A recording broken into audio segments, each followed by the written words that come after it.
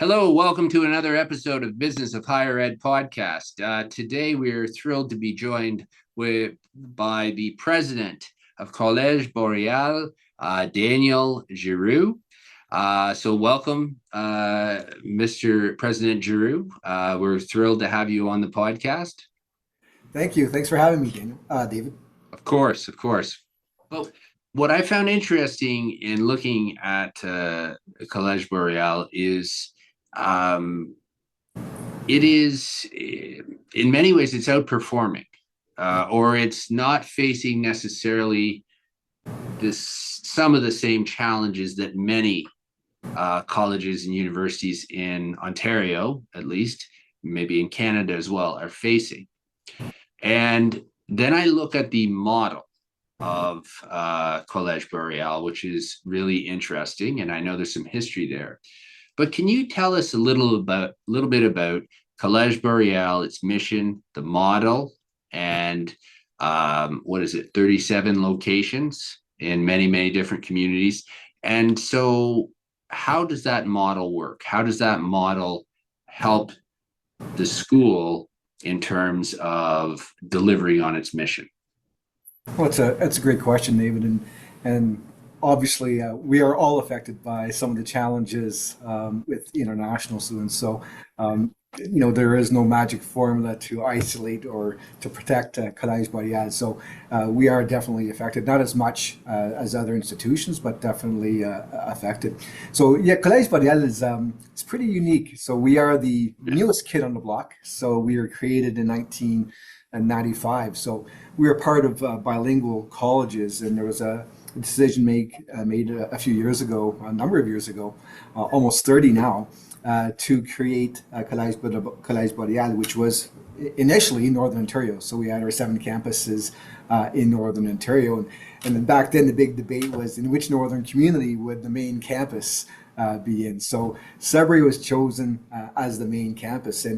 And what we really evolved in 2002, there was a third Francophone college. So there's 24 public colleges in Ontario, and 25 at the time, and 3 of them were Francophone. But Collège de Grand Lac, which covered really southwestern Ontario, in 2002 closed down, and we were mandated or asked by Ministry of College and University, or MTCU at the time, the Conservative government, to take over that territory for efficiency perspective and say, you have one board of governors.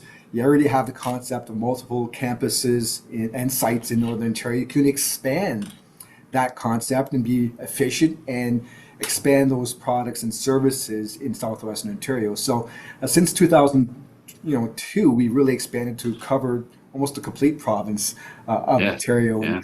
And I think one of the elements when Collège de Grand Lac closed down is, they're really reliant on, they called it the Collège sans mur. So it wasn't really, it was really online programming. And I think the model is actually maybe a little bit ahead of itself and for online learning and video conferencing at the time. And a lot of their students were new Canadians and not, comfortable with that technology. So coming in, we knew that, they're really relying on just post-secondary component. And when you look at some of those sites, which are not huge, so you might have, for example, our Windsor site, only 80, 90 post-secondary students. So how could a campus survive with just 80 to 90 students? The model just did not work. But then if you include some of the federal programs, so we have immigration services, language training for immigration services, we have employability services, all of a sudden you had adult literacy, we had contract training, we add continuing education and post-secondary. So now you have what we call the one-stop shop. All of a sudden, Windsor becomes viable and financially is sound.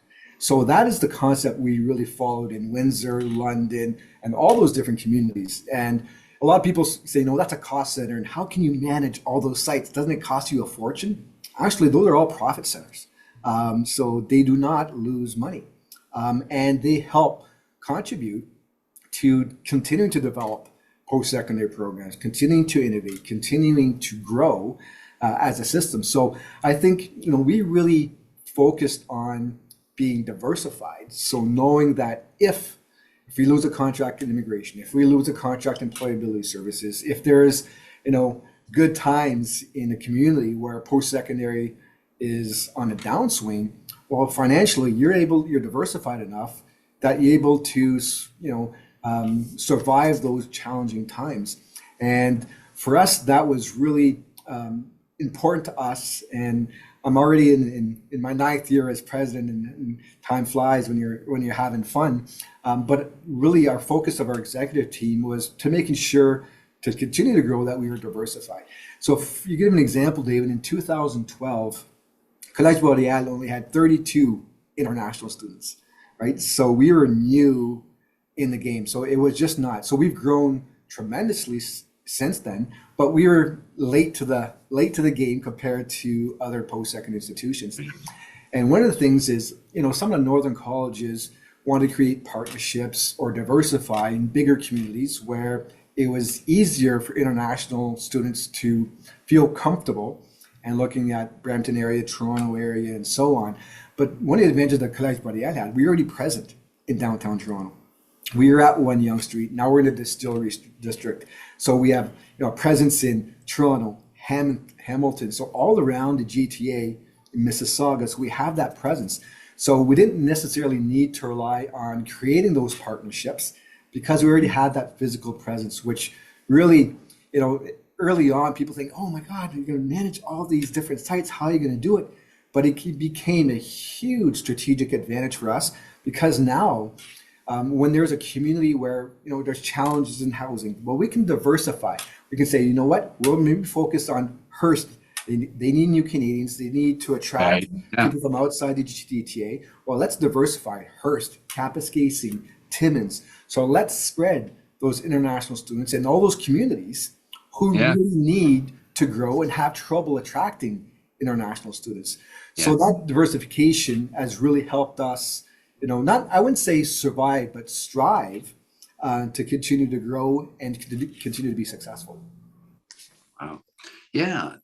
And that's very, that's so important. And we talk about the business of higher education and what you have been doing for quite a long time in terms of looking forward and, as you say, diversifying, looking at different community needs, and really responding to those communities, and also working very hard to make the North something that, whether you're international or not, there are those opportunities and promoting those opportunities. My father's from the Northern Ontario area, and he used to always say to me if he said, if you're looking for opportunities, if you're looking to move up quicker, go north, go north, go north.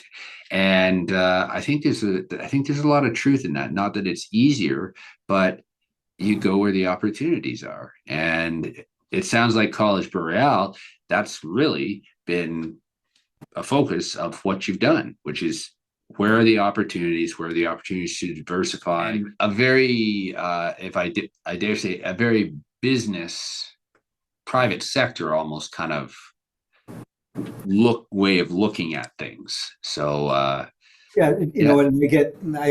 meet David, it's kind of unique. I meet all first year students, whether it be Hearst, Kapuskasing, Timmins, Sturgeon Falls, Sudbury, Toronto, Ottawa, all the way to Windsor, and whether it be in person or online programming. And I want to talk to those first year students, and the feedback is extremely valuable, and they appreciate, and there's so many things you hear firsthand from the students, and sometimes in post-secondary education there's a filtering system, so you don't really get to hear from our what I call our raison d'être, which is with our students, some of the feedback that things are going well and things that we can improve on. And to me, a lot of students, question, they say, Mr. Giroux, you guys run this college like a business. And I say, absolutely. And, we have to. And I keep telling them, what's our end product? What are we selling? It's you, the graduating student. We want to have the best quality product possible. That's the best marketing tool ever. So we have amazing graduates who go to employment, who strive and have hugely successful, then the marketing comes, word to mouth. We don't have to make a big push because our reputation is there. So we're a business and our end product is you. And I want to invest in our end product. I want to make sure we have the best end product possible. And that's you, the graduating student. Yeah, no, that's great. And I think sometimes people interpret business when you say, well, business, education is business, interpret that as a somehow, in my mind, kind of misinterpreted what that means. But it is to say that I think it's an important thing that we look both at the private, the public, we look wherever for ideas. And some of those ideas from the private sector make sense. They make sense, particularly when you've got sort of different types of funding that are more leaning more towards the private sector type of, particularly when you've got an enormous amount of competition, and it's not, it is competition, right? And so, And to me, and that's something, I always often get asked is about, the competition and is there a competition? And I'm a firm believer that competition is healthy. Competition will create creativity, innovation. It'll make us more efficient. And to me, if for example in Sudbury, people say, "Oh, Cameron's competition is right next door to you." No, we love it, and it makes Cambrian be better. It makes our programming better. yeah, It makes us better, and it's a healthy competition. And when areas where we can work together and partner together, we absolutely do. And whether it be in Timmins and Northern, or whether it be downtown Toronto with Centennial or George Brown, absolutely we take advantage of those opportunities. And when we can help each other out from a system perspective, yeah. absolutely.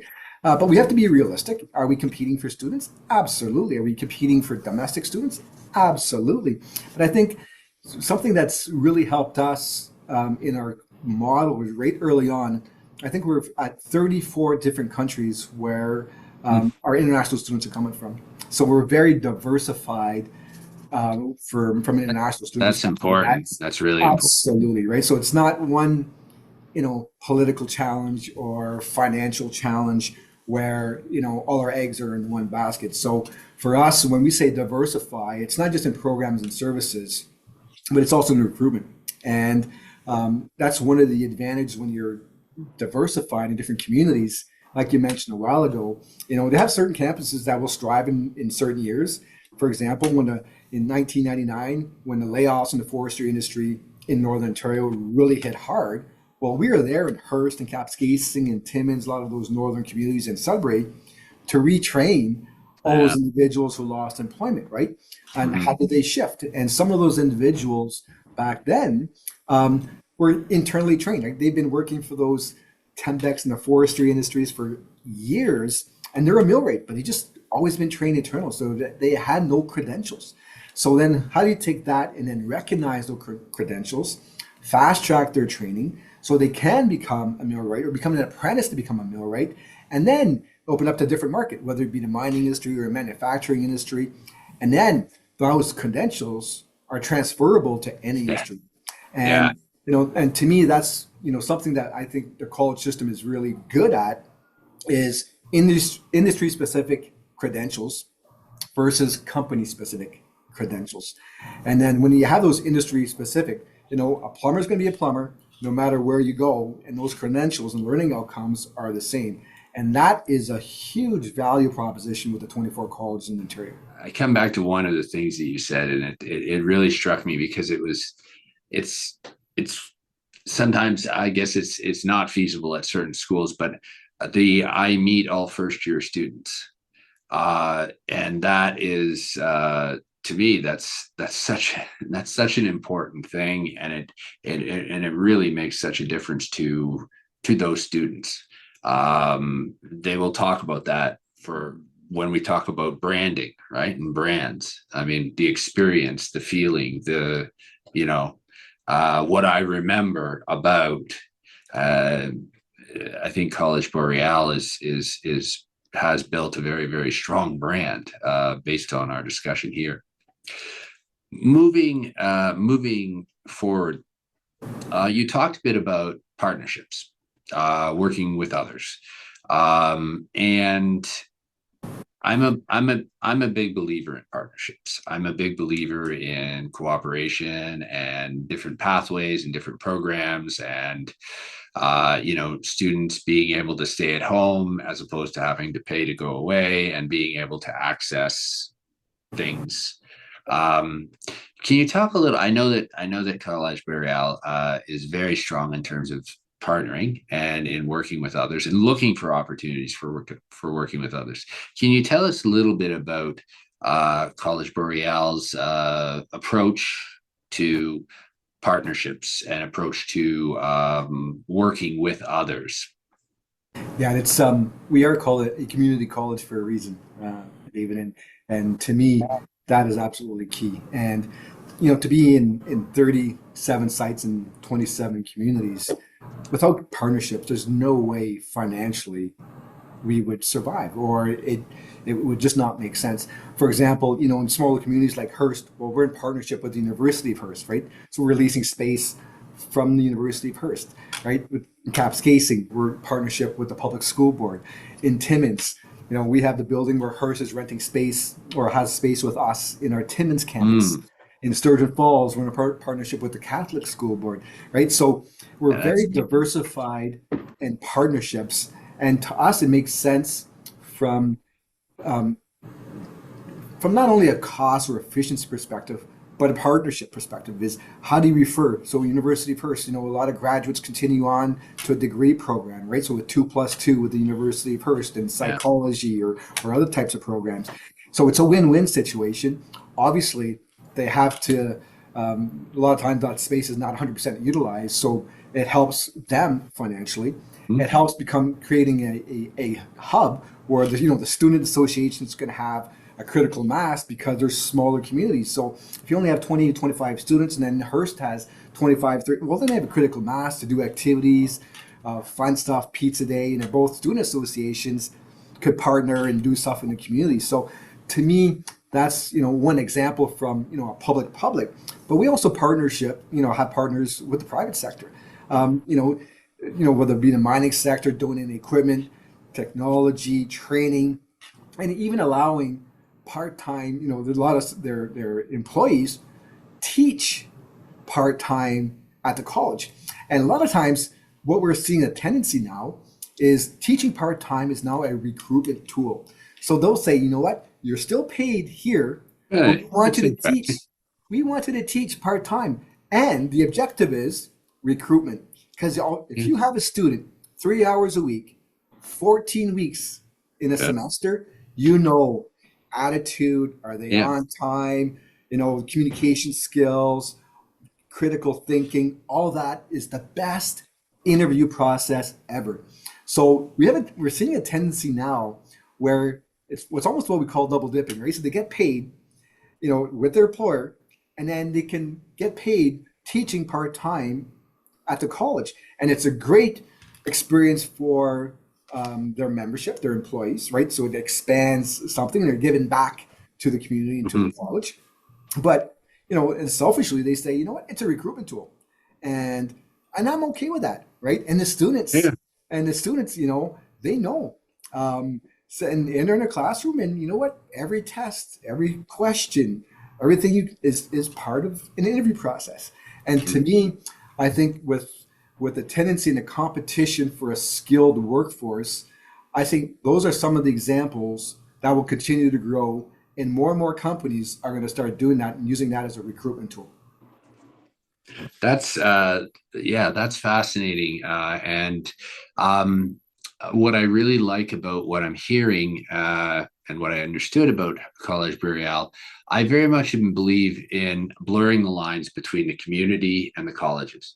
So the more you can get the community on the college campus, the better. The more you can get the college campus and students into the community, the better. And when you blur those lines, I think you find all kinds of really neat or things you may not even think. Like you said, this fascinating recruiting tool for companies.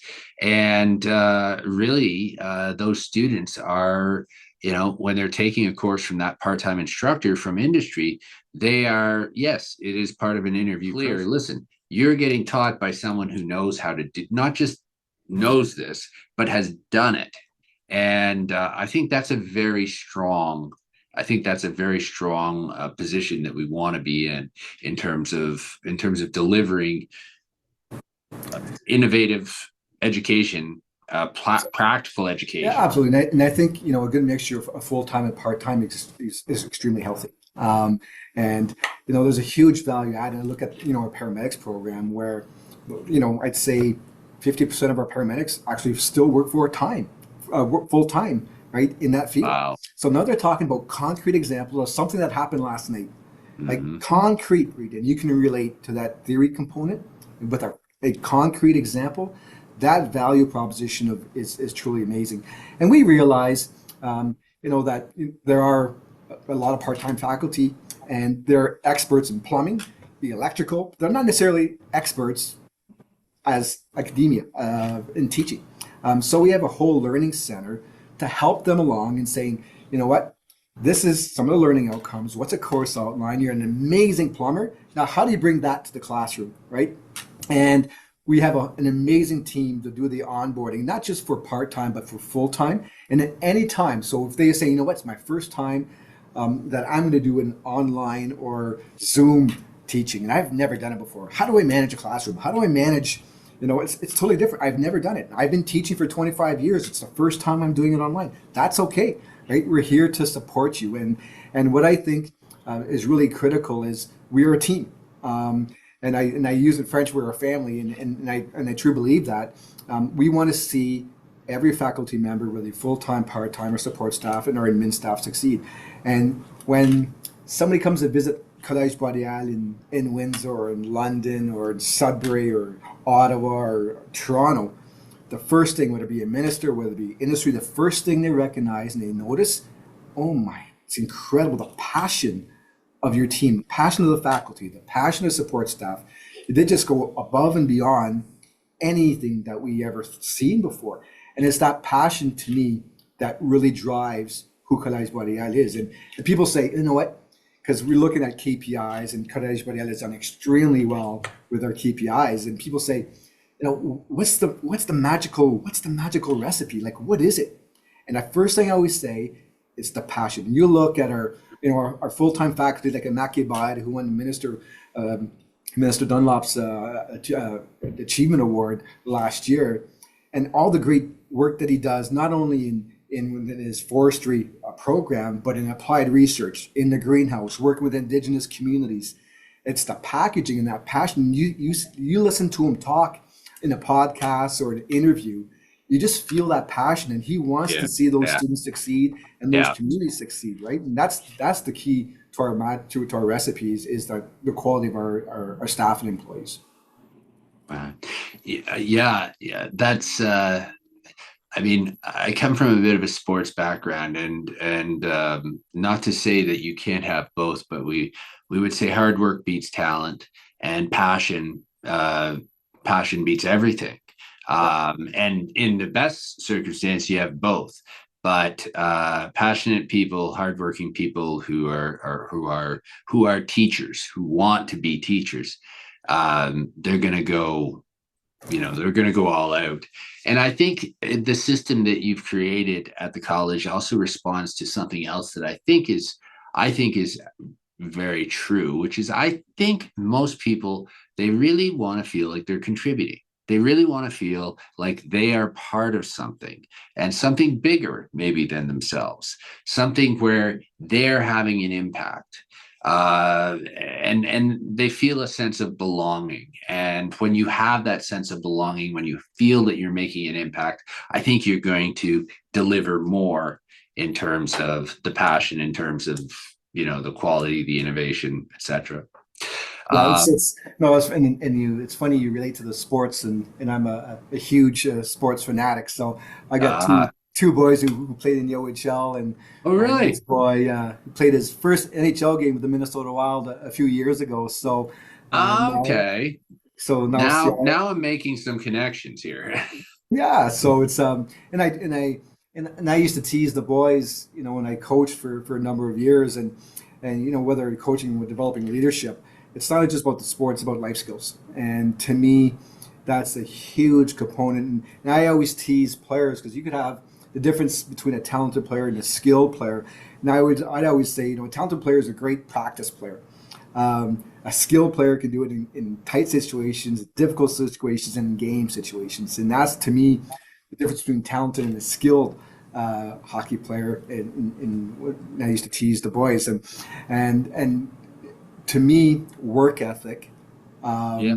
will, in any sport, that work ethic, no matter how talented you are, that work ethic will pay dividends. The same is true in colleges. We have, needs for different type of people, different type of experiences. What do you see in terms of trends for northern, rural, remote education, post-secondary education in Ontario, in Canada, if you're prepared to talk about that? What do you see as what schools need to be doing, depending on what kind of school they are, but what schools need to be really thinking about moving forward?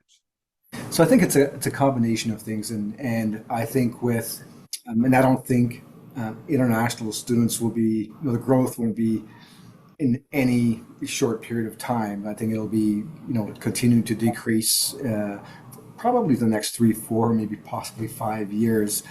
So we won't see that anywhere, to increase in international students like we did a few years back. So I think the focus will really be on domestic. And one of the challenges there is the number of students. So, domestic growth will be limited because so it's a combination. I think, Canada will realize that some of the challenges in the skilled workforce, we just physically don't have the numbers to fill those positions. So I think there will be, like, economics, right? Supply and demand. I think Right. we'll be forced into balancing that.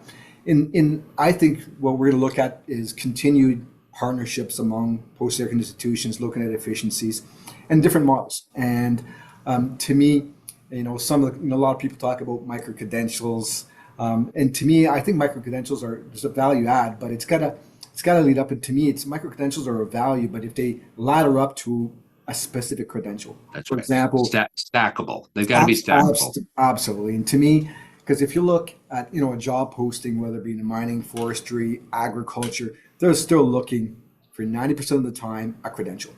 And Yeah. I think that's the huge value add for the college system. And and I think the quality assurance, David, that we have amongst the 24 colleges is the best in Canada, maybe even North America. So we have an organization called OCQAS, which is quality assurance audits every 5 years. And to make sure it's not just about the post-secondary programs, but it's about communication, looking at your learning outcomes, everything that you do related to student success. What do you do? And there's an audit, and they come physically on site and they do an audit. And then you have 18 months to actually say, here are the recommendations, here are the things that you need to work on. How have you improved? And to me, they give you a status, right? And to me, that quality assurance mechanism is by far an amazing tool that we haven't sold enough and marketed enough as a differentiation factor in the college system.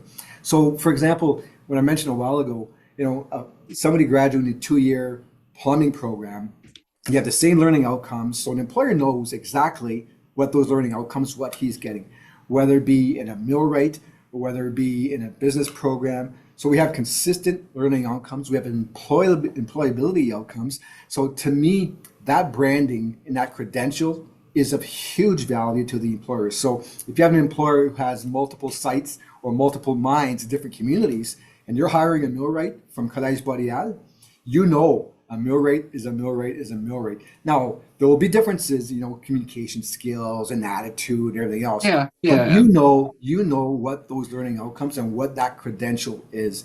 And to me, that's a huge value add. So stacking or, laddering those micro credentials to that ultimate credential, I think that's a way of the future. I think flexibility online and in person, a combination of both, what people call high flex or giving that flexibility. I think students are going to want a lot of times condensed on Saturdays and Sundays. So I Right. think it's going to be industry, and it's going to be our clientele and our future students who are going to be demanding it. And to me, years ago, 5 years ago, David, we never had an intake in January. It was always September intake. Never even thought of having, it was like, nope, it's September, it's September. Well, you know what? We just had almost 650 students start in January. That's our biggest January intake in history of Collège Boréal. So it's a great combination of both international and domestic. So for us, that flexibility, and a lot of it, sometimes we have 14 programs that are completely online. And the beauty is, you might take early childhood education or a PSW online, but you have a placement. So if you're taking in Windsor, well, we have somebody in Windsor working on a placement in that community. If you're from London, we have somebody from our London site working on a placement right in London. So it's online, but you have an opportunity to go to the site, right? Do some, either it's English as a second language or some, a pizza day, or get to know the college in that community. But we will help you with support services, placements, and employment services in those communities. So a combination of online and having somebody to talk to and help with your CV and interview process is critical. So I think the combination of the two has really put us in a great position, David. A real wraparound, sort of Absolutely. a wraparound type of support. Could you give me 2 or 3 pieces of strategic advice where we should be focusing our attention, or where you think we might be focusing our attention? Well, could you provide a few pieces of strategic advice? Yeah, you know what? I think the first thing, David, is every post-secondary program has some amazing advisory committees, right? Who meet at least once a year, who say, what, this is your electrical program. Here, looking at learning outcomes. Here are the new trends, right? Alternative energy, this. Make recommendations, and those advisory committees are absolutely critical to the post-secondary training, and they provide input on tendencies, right, trends, and so on. So I think focusing and getting feedback from, and actually increasing feedback from those advisory committees are absolutely critical. The second thing to me is, I think where our students are actually coming from has varied. So we've had historically a huge number of international students, some younger, some older, who are now having kids, who are now our future domestic students or Canadian students. Right. So I think looking at the demographics and where our student base is going to be coming from, and you'll have those new Canadians who are Canadian residents, but they're new Canadians who don't necessarily have, all the credentials or the qualifications to enter a post-secondary program. So I think the adult literacy component is absolutely key into mapping, some of those newcomers. And we see it all the time with our immigration programs, people with amazing master's degree, but it's not necessarily recognized in Canada. So how do you bridge that? So looking at, where our future students are coming from. So you have new Canadians, you have the direct intakes, you have international students. We'll continue, but I think we'll evolve. And then looking at different provinces. And I think Ontario, from a future basis, you're not just going to be focusing on Ontario because the demographics are not just in Ontario. So we're going to be competing from a national perspective to attract those students. And for Collège Boréal, one of the things that we're very lucky about is, the federal government wants to increase Francophone immigration to 8.5%. The province of Ontario has set a goal of 5%. Both aren't achieving those, so they want to actually increase Francophone immigration. So we're in a good position, right, to work with them to increase those numbers and achieve those goals. But I think those wraparound services from not just a post-secondary, but whether it be those micro-credentials, whether it be contract training, and another huge component to me is that applied research. And when you have that applied research and industry buying in, that's a great experience for our students. And that's a huge and amazing marketing tool. And once again, almost part of their resume and interview process is when you're working with the private sector. So I think being focused on different types of delivery, diversifying in different communities and partnerships. So I think partnerships with other post-secondary institutions will be critical. because some colleges have expertise in certain areas and others don't. But there might be a demand in a Yeah. certain community, right? Yeah. But you could partnership with another college who has that expertise, Yeah. and you can create those partnerships so that you're actually solving an issue in a certain community. If you look at the Quebec model, a lot of the CEGEPs went in that direction, where certain CEGEPs specialize in certain areas, and students they have to go to that CEGEP to take that mining program. Right. But one of the challenges we face with that is, from a community perspective, a community college, a lot of times they want to stay local and they can't move to another community, right? So that's one of the challenges. But how do you partner with some institutions that actually do deliver? And Yeah. and now I'll give you an example. A number of years ago, we had our agriculture program, our tech vet program in Alfred. Well, we didn't have a presence in Alfred in Eastern Canada, so we actually partnered with the University of Guelph. So the University of Guelph delivered our tech vet program for us, right? In Alfred, right? So I think that those types of partnerships will become critical, and it's.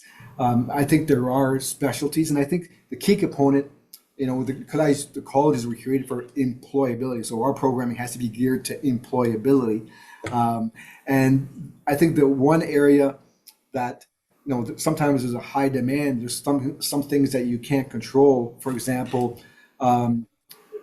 pay bands, right? So PSW, if working conditions and the pay is not necessarily to a certain level in a certain community, well, there could be a high demand, but we can't fill those spots because we just have enough students who are interested in those programs. So I think balancing, and look at what the government did a number of years ago with the College of Trades and increasing the value proposition for trades, and I think the effort that the ministry has put and the government has put on trades technology has really refocused some of that programming, where historically a lot of students were going through the university pathway and now saying, maybe the college system and trades technology is a huge value proposition, and I can make great money, great living, and it's a great opportunity for me.